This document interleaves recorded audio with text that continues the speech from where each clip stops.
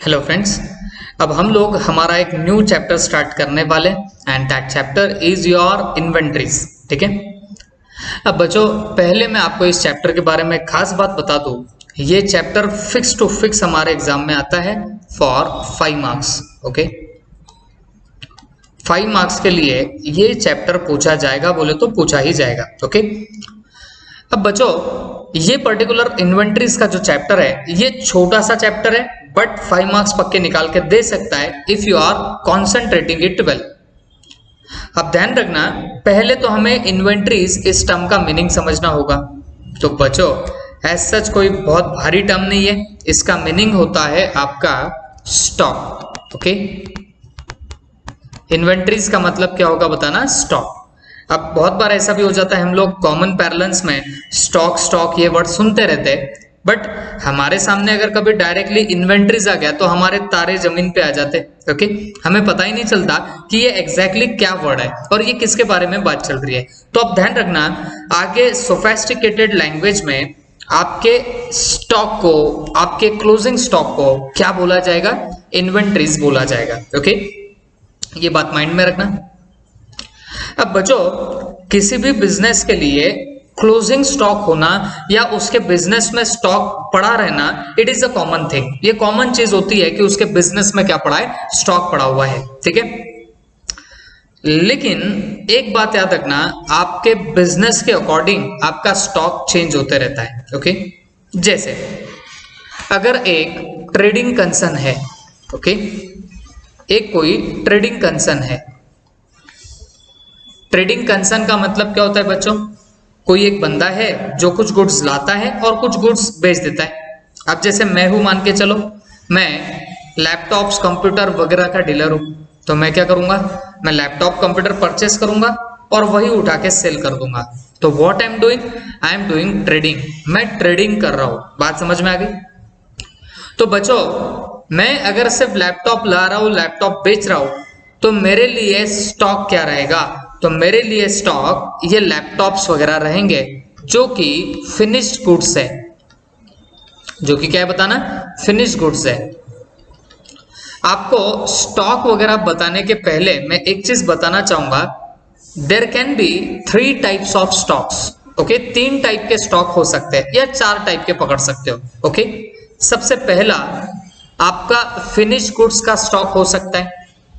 Finish goods किसको बोला जाएगा, जो गुड्स बन के पूरे रेडी हो चुके हैं, they will be called as finish goods. उसे हम लोग क्या बोलते हैं, फिनिश गुड्स। ठीक है, तो आपके पास में फिनिश गुड्स का स्टॉक हो सकता है। दूसरी बात, आपके पास रॉ मटेरियल का भी स्टॉक हो सकता है। रॉ मटेरियल बोले तो जिस पर्टिकुलर मटेरियल से आप कोई एक फिनिश गुड्स बनाने वाले हो, तो वो रॉ मटेरियल का भी आपके पास में स्टॉक पड़ा हुआ हो सकता है। And third thing, you might have stock of WIP। मतलब जब आप इस रॉ मटेरियल से फिनिश गुड्स बना रहे होंगे, तो बनाते बनाते कुछ गुड्स आपके प्रोसेस में अटके हुए हैं, उसका प्रोसीजर पूरा कंप्लीट नहीं हुआ। तो जिनका प्रोसीजर कंप्लीट नहीं हुआ वो बच्चों क्या माने जाएंगे, वर्क इन प्रोग्रेस। WIP का मीनिंग क्या होता है, वर्क इन प्रोग्रेस। मतलब ऐसे गुड्स जिनका जो काम है वो अभी प्रोग्रेस में है, उन्हें क्या बोलते हैं, वर्क इन प्रोग्रेस। तो वो WIP रहेगा। तो 3 टाइप के आपके स्टॉक होते हैं, एक तो फिनिश गुड्स का स्टॉक, एक तो रॉ मटेरियल का स्टॉक, तीसरा WIP का स्टॉक। ये 3 तरीके के आपके स्टॉक हो सकते हैं। ओके, और चौथा loose tools, spare parts and all, ऐसे भी स्टॉक आपके पास में पड़े हुए हो सकते हैं, कंज्यूमेबल्स। ओके, आप बोलेंगे सर ये कंज्यूमेबल क्या होते हैं, तो ध्यान में रखना, जो आपके प्रोडक्शन में तो काम में नहीं आते हैं डायरेक्टली, बट इनडायरेक्टली काम में आते हैं। अब जैसे मशीन में आप ऑयलिंग करते हो, तो वो जो ऑयल होगा वो आपका कंज्यूमेबल हो गया। ठीक है, हैंड ग्लव्स यूज करते हैं बहुत सारे इंजीनियरिंग कंपनीज में, ताकि वो हाथ खराब ना हो, वो केमिकल से। तो वो हैंड ग्लव्स प्रोडक्शन में तो काम में नहीं आते, बट वो आपके काम में जरूर आते हैं इनडायरेक्टली, उसके अलावा तो काम नहीं हो सकता। तो ऐसी चीजों को बोला जाता है आपका कंज्यूमेबल्स। ओके, तो स्टॉक में be of 4 type, finish goods, raw material, WIP और लास्ट में loose tool, spare part and consumable. Okay, तो अब एक बात मेरी हमेशा याद रखना बच्चों, अगर आपका ट्रेडिंग कंसर्न है तो आपके पास डेफिनेटली सिर्फ फिनिश गुड्स ही रहेंगे।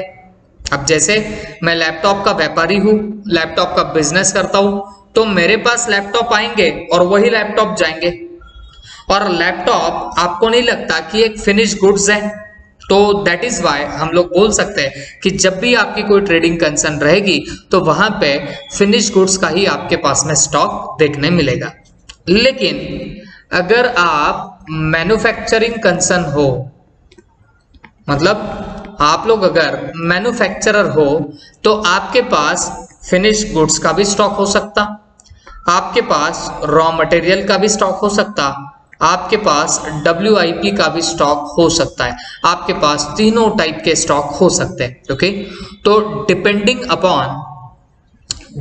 Upon you are which type of concern, आपके पास में कौन सा स्टॉक होगा ये डिसाइड होता है। ओके, अब सवाल है ये मैन्युफैक्चरिंग कंसर्न अगर होगी तो ये टाइप के स्टॉक हो सकते हैं, but raw material and WIP का जो स्टॉक है इसका वैल्यूएशन वगैरह कैसे होता है ये आपको CA इंटर में पढ़ना रहेगा। ओके, ये हमारे सिलेबस में नहीं है, फाउंडेशन में। हमें फाउंडेशन में सिर्फ और सिर्फ फिनिश गुड्स तक ही सोचना है, उससे ज्यादा हमें सोचना नहीं है। ओके, आई होप सबके दिमाग में गया है। ठीक है, अब बच्चों थोड़ा सा मैं आगे बढ़ता हूं। अगर मैं आपको पूछूं कि ये जो हम लोग इन्वेंट्रीज का वैल्यूएशन देख रहे हैं, ओके, तो क्या बेनिफिट्स होंगे, क्या रीजन होंगे इन्वेंट्री के वैल्यूएशन को करने की, क्यों इन्वेंट्री कैलकुलेट करना जरूरी हो जाती है, ये अगर मैं आपको पूछूं तो आपके जवाब क्या रहेंगे? तो यहां पे मैं लिख देता हूं, नीड बोल सकते हो या फिर बेनिफिट भी बोल सकते हो, कि क्या बेनिफिट होंगे ऑफ इन्वेंट्री वैल्यूएशन।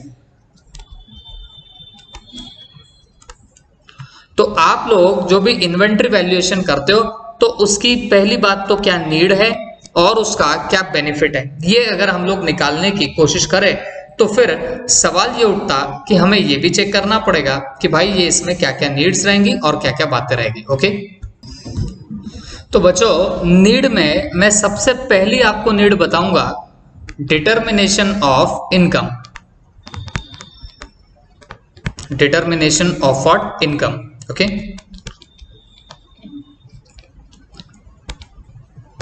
तो इसका मीनिंग क्या होता है बच्चों, ध्यान से सुनना। अब आपको भी पता है कि हमारा इन्वेंट्री माने क्लोजिंग स्टॉक ये काम में कहां पे आता है।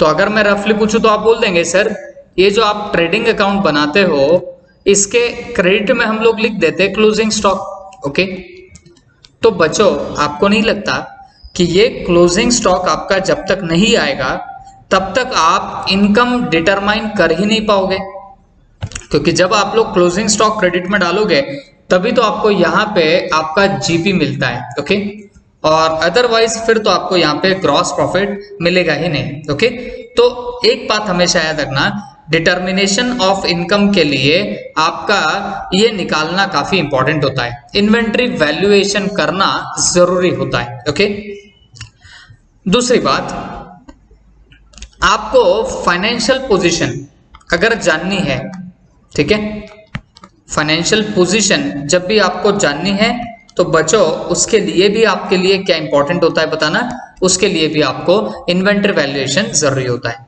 अब ध्यान रखना, जब भी मैं फाइनेंशियल पोजीशन की बात कर रहा हूं तो इसका मतलब मैं बैलेंस शीट की बात कर रहा हूं। इसका मतलब मैं काय की बात कर रहा हूं? बैलेंस शीट की। ठीक है, तो फाइनेंशियल पोजीशन जानना है तो आप लोगों को इन्वेंट्री वैल्यूएशन करना जरूरी है, और फाइनेंशियल पोजीशन का मतलब मैं बैलेंस शीट के बारे में चर्चा कर रहा हूं। मुझे एक बात बताओ, if you are preparing balance sheet तो आपको नहीं लगता कि यहां पे भी आप लोग स्टॉक लिखते हो? तो जब तक आप ये स्टॉक कंप्यूट नहीं करोगे, जब तक आप ये स्टॉक वैल्यू नहीं करोगे, तब तक आपकी बैलेंस शीट में भी ट्रू फाइनेंशियल पोजीशन दिखाई नहीं देने वाली। ये चीज आपके दिमाग में फिट कर लेना। ओके, तो याद रखना बच्चों, दो बेनिफिट या नीड्स काय के है आपके इन्वेंट्री वैल्यूएशन के। तो सबसे पहला जो हमको इनकम डिटरमाइन करनी पड़ती है, तो उसके लिए आपका ये जो पर्टिकुलर इन्वेंट्री वैल्यूएशन होगा दैट विल बी इंपॉर्टेंट।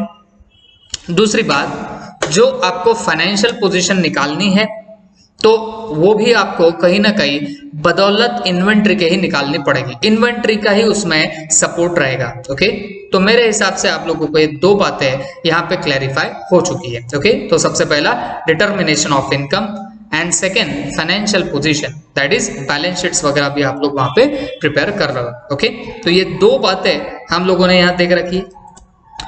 उसके बाद थर्ड आता है बच्चों लिक्विडिटी एनालिसिस। ओके, थर्ड आएगा आपका लिक्विडिटी एनालिसिस।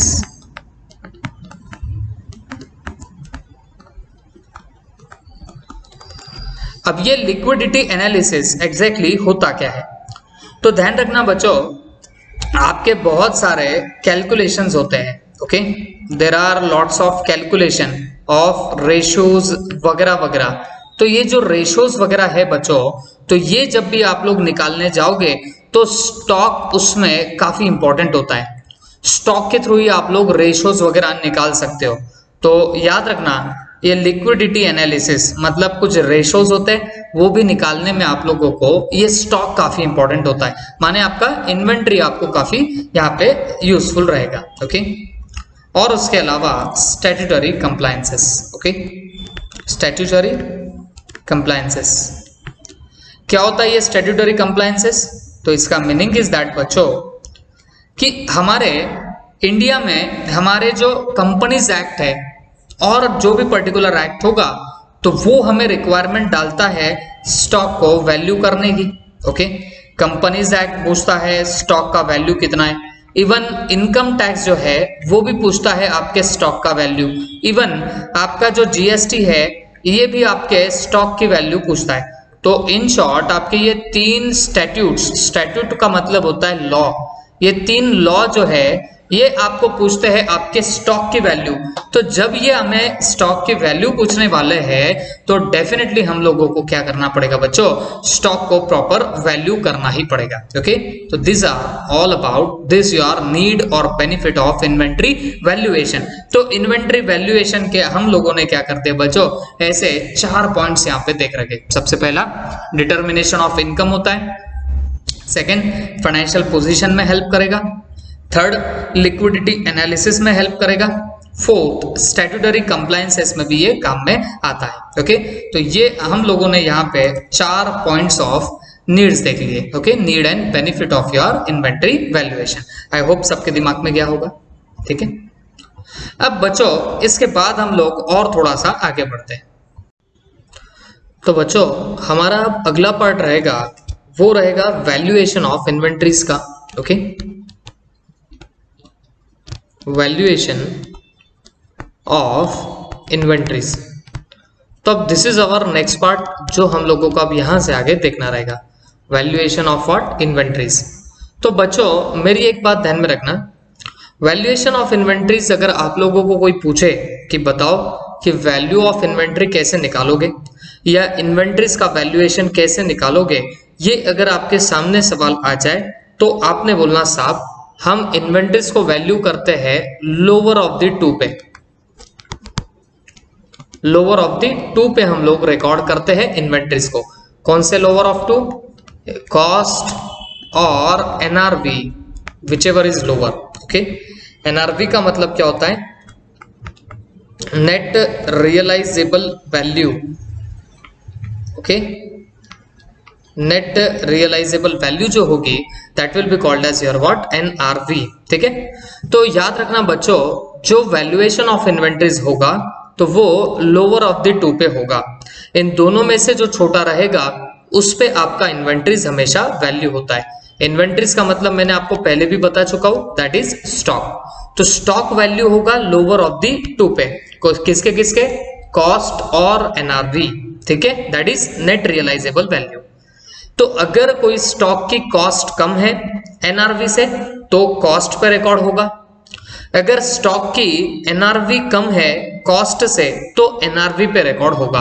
तो इस बात का प्रॉपरली ख्याल रखना। तो दोनों में से जो छोटा उस पे आपका वैल्यूएशन ऑफ इन्वेंट्रीज होने वाला है। ओके, अब बच्चों ये हमने बहुत इजीली तो लिख दिया है कि कॉस्ट और एनआरवी विचएवर इज लोअर, आप 12th में फाइनल अकाउंट्स का चैप्टर किया करते होंगे, तो एक आधी एडजस्टमेंट होगी जिसमें आपको लिखा जाता था कि क्लोजिंग स्टॉक है, उसकी कॉस्ट इतनी, उसकी एनआरवी इतनी, या मार्केट प्राइस आपको दे दी जाती थी।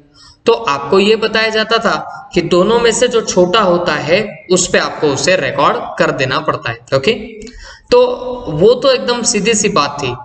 बट अब हमें यहाँ पे पढ़ना क्या है कि ये जो यहाँ पे कॉस्ट लिखा है, ये जो यहाँ पे एनआरवी लिखी है, वो एग्जैक्टली है क्या, और उसे हम निकालेंगे तो निकालेंगे कैसे, ये भी बातें हम लोगों को अब इस चैप्टर से पढ़नी पड़ेगी। ओके, तो हम यहाँ पे सिर्फ इतना ही नहीं पढ़ेंगे कि इन्वेंट्रीज को वैल्यू करते हैं लोअर ऑफ कॉस्ट और एनआरवी, इन दोनों में से जो लोअर है उस पर रिकॉर्ड करेंगे, बस हम इतना ही नहीं देखेंगे, बट एक्चुअल में कॉस्ट निकालेंगे तो निकालेंगे कैसे, एनआरवी निकालेंगे तो निकालेंगे कैसे, ये बातें हम लोगों को यहाँ पर देखनी पड़ेगी। Is that clear? तो बच्चों, वैल्यूएशन ऑफ इन्वेंट्रीज जो होता है वो लोअर ऑफ द टू पे होता है। और कौन सा lower of the two? Number first आएगा आपका कॉस्ट, और सेकेंडली आता है आपका NRV, that is net realisable value. ठीक है, अब बच्चों सवाल ये उठता कि आप कॉस्ट ऑफ इन्वेंट्रीज निकालोगे कैसे? ओके, कॉस्ट ऑफ इन्वेंट्रीज जब भी आपको निकालनी हो तो आप ये कॉस्ट ऑफ इन्वेंट्रीज निकालोगे कैसे? तो हमेशा याद रखो, कॉस्ट ऑफ इन्वेंट्री निकालनी है तो आपको कुछ बातें याद में रखनी पड़ेगी। तो आपको सबसे पहले कॉस्ट ऑफ परचेस लेना पड़ेगा, आपको सबसे पहले कॉस्ट ऑफ परचेस लेना पड़ेगा, उसमें आप लोग ऐड कर दोगे आपकी कन्वर्जन कॉस्ट, उसमें आप लोगों को ऐड बैक क्या करना है बताना, कन्वर्जन कॉस्ट, और फिर और आपको उसके अंदर अदर कॉस्ट्स भी ऐड करना पड़ेगा, और कोई दूसरी कॉस्ट भी होगी तो वो भी आप लोग उसके अंदर क्या करोगे, ऐड बैक कर दोगे। और जब ये आप तीनों चीजें ऐड बैक कर दोगे, then you will be getting here what D, and D for what your cost of inventories. Okay, तो फिर जाके आप लोगों को यहाँ पे कौन सी अमाउंट मिलेगी, कॉस्ट ऑफ इन्वेंट्रीज की अमाउंट मिलेगी। ओके, तो बच्चों देखो आपका मैं कहाँ कहाँ पे इसका पूरा ये पार्ट लेके जा रहा हूँ, पहले आपको समझना पड़ेगा। हम पहले सीख रहे थे कि वैल्यूएशन ऑफ इन्वेंट्रीज कैसे होगा, तो मैंने जवाब दिया lower of the to, that is cost और एनआरवी, इन दोनों में से जो भी छोटा उस पे आपका इन्वेंट्री वैल्यू होगा। बट हमें कॉस्ट ऑफ इन्वेंट्रीज ही नहीं पता, तो कॉस्ट ऑफ इन्वेंट्रीज का मीनिंग क्या हो गया बच्चों, तो कॉस्ट ऑफ परचेज जो रहेगा वो लो, उसमें कन्वर्जन कॉस्ट ऐड कर दो, उसमें अदर कॉस्ट ऐड कर दो, तो आपको क्या मिलेगा, cost of inventories.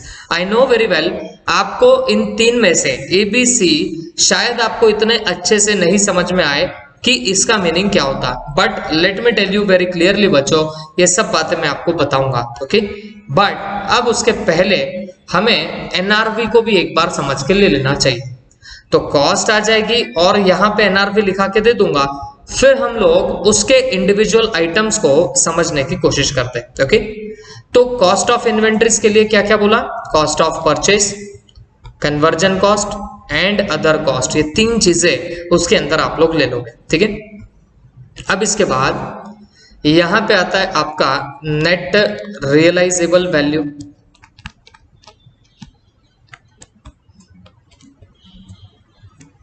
Net realisable value. Okay, तो रियलाइजेबल वैल्यू किसको बोला जाएगा, नेट रियलाइजेबल वैल्यू किसको बोला जाएगा। ओके, तो याद रखना बच्चों, सेलिंग वैल्यू ऑफ इन्वेंट्री, क्या बोल रहा हूं मैं, selling value of your inventories, मतलब हमारी जो इन्वेंट्रीज है वो कितने में सेल हो सकती, वो हो गई उसकी सेलिंग वैल्यू।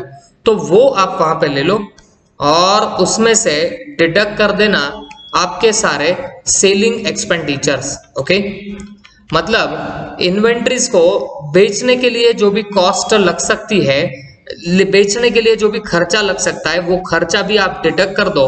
तो इतना कर दोगे तो जाके आपको यहाँ पे क्या मिलने वाला है बच्चों, नेट रियलाइजेबल वैल्यू। ओके, तो जाके आप लोगों को यहाँ पे क्या मिलने वाला है, net realisable value. Okay, I hope ये सबके दिमाग में गया होगा। तो बच्चों मेरे को एक बात बताना, हम लोग यहाँ पे ये क्या चीजें देख रहे हैं, फटाफट एक बार बता देना। जैसे मैंने आपको बोला कॉस्ट ऑफ इन्वेंट्रीज। ओके, तो कॉस्ट ऑफ इन्वेंट्रीज जो होगी वो आप लोग नॉर्मली निकालोगे, तो निकालोगे कैसे? तो बच्चों कुछ नहीं, उसमें क्या करना, कॉस्ट ऑफ परचेस ले लो, उसमें कन्वर्जन कॉस्ट जोड़ दो और उसमें अदर कॉस्ट भी ऐड कर दो। वो उतना करने के बाद जो आएगा वो आपका मिल जाएगा क्या, कॉस्ट ऑफ इन्वेंट्रीज। ठीक है, और नेट रियलाइजेबल वैल्यू कैसे निकालोगे, तो जितने में हम लोग सेल कर सकते हैं हमारी इन्वेंट्री वो लो, उसमें से बेचने के लिए जो भी एक्सपेंडिचर लगता माइनस कर देना, तो जाके आपको मिलेगा नेट रियलाइजेबल वैल्यू। ओके, जैसे कोई स्टॉक है आपको सेल करना है और वो सेल हो सकता है 50,000 रुपीज में। ओके, बट ये सेल करना है तो आपको ब्रोकरेज देना पड़ेगा सपोज 1% से। यू विल हैव टू पे फॉर व्हाट, ब्रोकरेज 1% का। तो आपको नहीं लगता कि ये बेचने के लिए 500 रुपीज का एक्सपेंडिचर करना पड़ सकता? तो जब ये 50,000 में से आप लोग ये 500 डिडक्ट कर दोगे तो यहाँ जो बचने वाला है 49,500, ये तुम्हारी क्या बनेगी बताना, net realisable value. This will be ours what, net realisable value. तो याद रखना बच्चों, नेट रियलाइजेबल वैल्यू हम लोग निकालेंगे तो निकालेंगे कैसे? तो बहुत सिंपल सी बात है, जो भी आपकी सेलिंग वैल्यू रहेगी वो ले लेना और उसमें से जो भी आपके सेलिंग एक्सपेंडिचर्स होते हैं वो आप लोग उठा के डिडक्ट कर दो और वो डिडक्ट करने के बाद जो आएगा वो आपकी बनेगी क्या, net realisable value. That will be our what, net realisable value. I hope सबके दिमाग में गया है, ये तो भी गया होगा। तो जितने में हम बेच रहे वो ले लो और बेचने के लिए जो भी खर्चा करना पड़ सकता वो माइनस करो, then you will be getting net realisable value. तो बच्चों ये जो नेट रियलाइजेबल वैल्यू है या फिर जो आपकी कॉस्ट है, इन दोनों में से जो भी लोअर रहेगा, इन दोनों में से जो भी लोअर रहेगा वो आपका क्या बनेगा बताना, वैल्यू ऑफ इन्वेंट्रीज बनेगा। मतलब जो आप लोग क्लोजिंग स्टॉक जो है, ओके, जो क्लोजिंग स्टॉक आप बताते हो आपके ट्रेडिंग अकाउंट के क्रेडिट में और बैलेंस शीट के एसेट साइड में, ओके, जो भी आप वैल्यू ऑफ क्लोजिंग स्टॉक बताते हो तो वो आता कैसे बताना, वो cost of inventories and net realisable value इन दोनों के लोअर में से आता है। जो इनमें से जो छोटा उतने पे आप लोग क्या करते हो, वैल्यू ऑफ इन्वेंट्रीज करते हो और वही आप ट्रेडिंग के क्रेडिट में डालते हो और बैलेंस शीट के एसेट में भी डालते हो। ओके, आई होप यहां तक आपको समझ में आया होगा।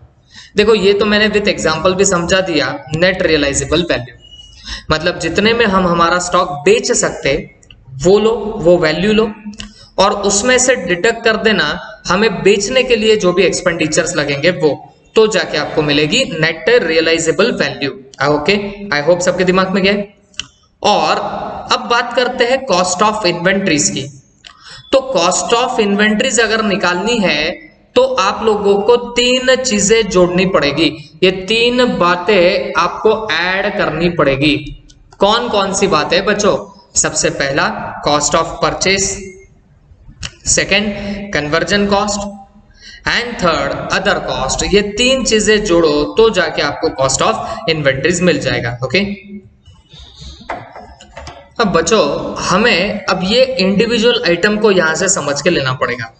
कॉस्ट ऑफ परचेस क्या होती है, कन्वर्जन कॉस्ट क्या होती है, अदर कॉस्ट क्या होती है, ये हमें एक बार अब समझ के लेना पड़ेगा। ठीक है, तो चलो बच्चों अब हम लोग ये देखने निकलते हैं, एक एक आइटम हम लोग अब समझ के लेंगे। ठीक है, तो सबसे पहले हम लोग टर्म देख रहे हैं कॉस्ट ऑफ परचेस। ठीक है, सबसे पहले हम लोग क्या सीखने वाले हैं, कॉस्ट ऑफ परचेस हम लोग यहां से सीखने वाले। ठीक है, अब बच्चों याद रखो ये कॉस्ट ऑफ परचेस निकाली कैसे जाती है, क्या होती है ये कॉस्ट ऑफ परचेस, ये आपको समझ के लेना पड़ेगा। ओके, कॉस्ट ऑफ परचेस का मतलब है हमने वो जो स्टॉक जितने में एक्वायर किया होगा वो बन जाती है कॉस्ट ऑफ परचेस। ठीक है, मतलब मेरी जो एक्विजिशन प्राइस है, जितने में मैंने एक्वायर किया होगा, that will be becoming my cost of purchase, वो मेरा क्या रहेगा, कॉस्ट ऑफ परचेस रहेगा। ओके, और जब उसके अंदर मैं कोई इंसिडेंटल चार्जेस ऐड बैक कर दूंगा, then I will be getting my cost of purchase. Okay, तो सवाल है कॉस्ट ऑफ परचेस निकालोगे तो निकालोगे कैसे, याद रखना बच्चों, इसके लिए आपको क्या करना पड़ेगा, A for acquisition price, A for what, acquisition price, x x x, तो मतलब जो भी आपकी एक्विजिशन प्राइस है, या मैं इसको ब्रैकेट में लिख देता हूं परचेस प्राइस, ठीक है। तो जो भी आपकी परचेस प्राइस होगी, जितने में भी आपने परचेस किया होगा, वो सबसे पहले आप लोग वहां पे लिख दो, प्लस उसमें ऐड कर देना इंसिडेंटल चार्जेस। उसमें क्या ऐड कर देंगे बताना, आपके इंसिडेंटल चार्जेस जो भी हो गए, तो वो भी आप लोग उसके अंदर ऐड बैक कर दो। देखो हम लोग क्या कर रहे हैं, एक्विजिशन प्राइस मतलब जितने में एक्वायर की है स्टॉक को, वो वहां पे लिखेंगे, प्लस इंसिडेंटल चार्जेस। अब ये इंसिडेंटल चार्जेस का मतलब क्या होता है बच्चों, तो फॉर पुटिंग द स्टॉक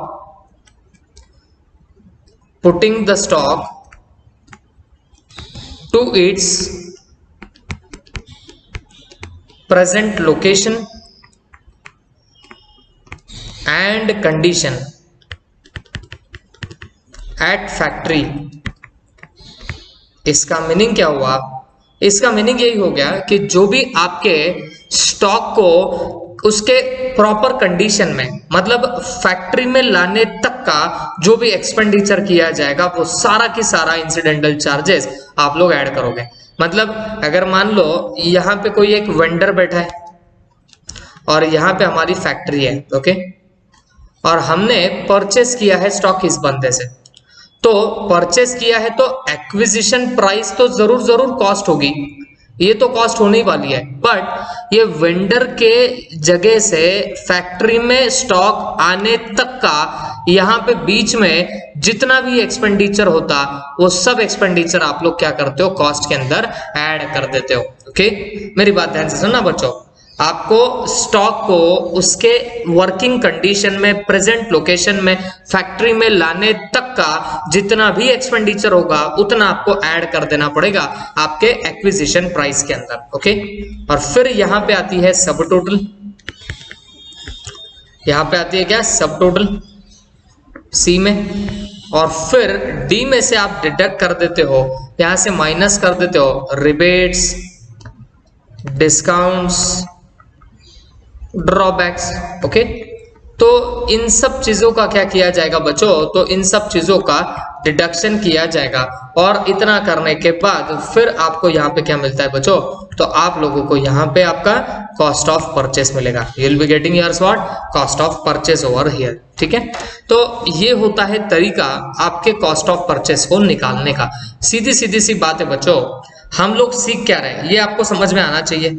हम लोग कॉस्ट ऑफ इन्वेंट्री सीख रहे हैं, और कॉस्ट ऑफ इन्वेंट्रीज क्यों सीख रहे हैं, क्योंकि यहाँ पे हमने सीखा है कि अगर आपको वैल्यूएशन ऑफ इन्वेंट्री करना है तो वो इन दोनों के लोअर होगा, कॉस्ट और एनआरवी विचएवर इज लोअर होता है आपका वैल्यू ऑफ इन्वेंट्री। तो हमें कॉस्ट नहीं पता था, तो हमने बोला भाई कॉस्ट कैसा निकालते, तो सबसे पहले कॉस्ट ऑफ परचेस लेते, उसमें ऐड करते कन्वर्जन कॉस्ट, उसमें ऐड करते अदर कॉस्ट, और फिर वो बन जाता है कॉस्ट ऑफ इन्वेंट्रीज। एनआरवी कैसे निकलता है, जो भी आपकी सेलिंग वैल्यू होगी उसमें से जब आप सेलिंग एक्सपेंसेस डिडक्ट करोगे, then you will be getting what your NRV. I hope सबके दिमाग में गया है। फिर इसके बाद अब हमें इन सब आइटम्स को एक एक करके देखना था, जैसे कॉस्ट ऑफ परचेस हमें नहीं पता था कि what is the meaning of cost of purchase, तो हम लोगों ने यहाँ पे निकाल लिया कि बाबा कॉस्ट ऑफ परचेस कैसा आएगा, तो उसमें हमने क्या बोला बच्चों, एक्विजिशन प्राइस। ओके, क्या लेंगे बताना वहां पे, एक्विजिशन प्राइस, मतलब आप लोगों ने जितने में परचेस किया, जितने में एक्वायर किया, that will be becoming it's acquisition price.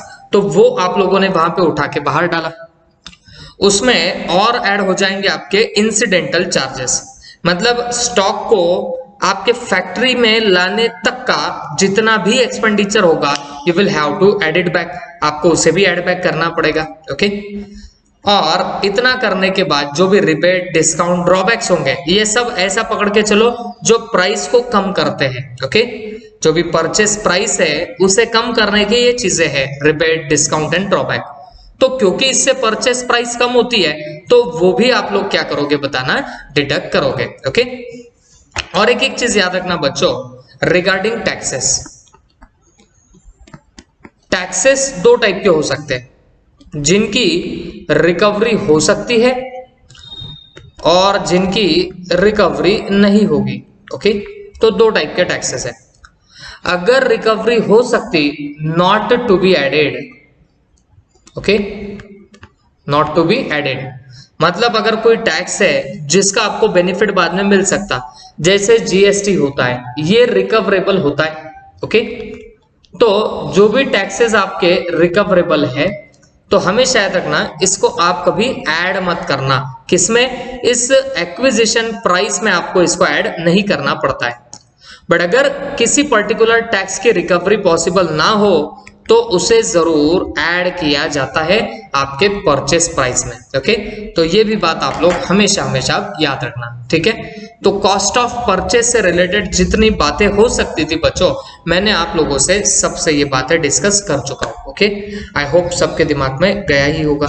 ठीक है, अब इसके बाद सेकंड आता है कन्वर्जन कॉस्ट। ओके, तो कन्वर्जन कॉस्ट का मीनिंग क्या निकल के आएगा, हम यहां पे समझ के लेंगे बच्चों। कन्वर्जन कॉस्ट, तो बच्चों इसका मीनिंग बहुत सीधा है। अगर रॉ मटेरियल से आप लोगों को बनाना है फिनिश गुड्स, रॉ मटेरियल से आप लोगों को बनाना है फिनिश गुड्स, तो आप कहीं ना कहीं रॉ मटेरियल को कन्वर्ट कर रहे हो फिनिश गुड्स में। ओके, तो मीनवाइल इस पीरियड में आप जितनी भी कॉस्ट इनकर करोगे ना बच्चों, ये सारी कॉस्ट कौन सी कहलाएगी बताना, कन्वर्जन कॉस्ट कहलाएगी। क्योंकि आप लोग कर क्या रहे हो बताना, रॉ मटेरियल को कन्वर्ट कर रहे हो फिनिश गुड्स में। ओके, तो ये कन्वर्जन के लिए जो भी आपको कॉस्ट इनकर करनी पड़ी तो वो आप लोग कन्वर्जन कॉस्ट के नाम से उसे जानने लग जाओगे। जैसे मटेरियल के साथ आपको लेबर लगाना पड़ता है, लेबर लोग काम करेंगे तो ही रॉ मटेरियल फिनिश गुड्स में जाएगा।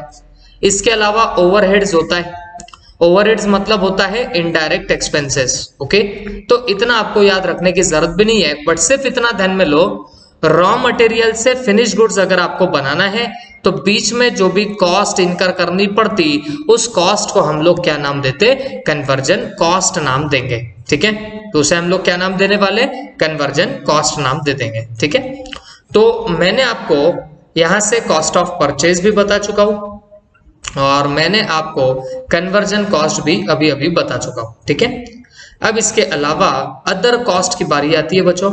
तो अदर कॉस्ट क्या होगी, इसके अलावा जो भी आप कॉस्ट इनकर करोगे सारी कॉस्ट अदर कॉस्ट इनकर या अदर कॉस्ट मानी जाएगी।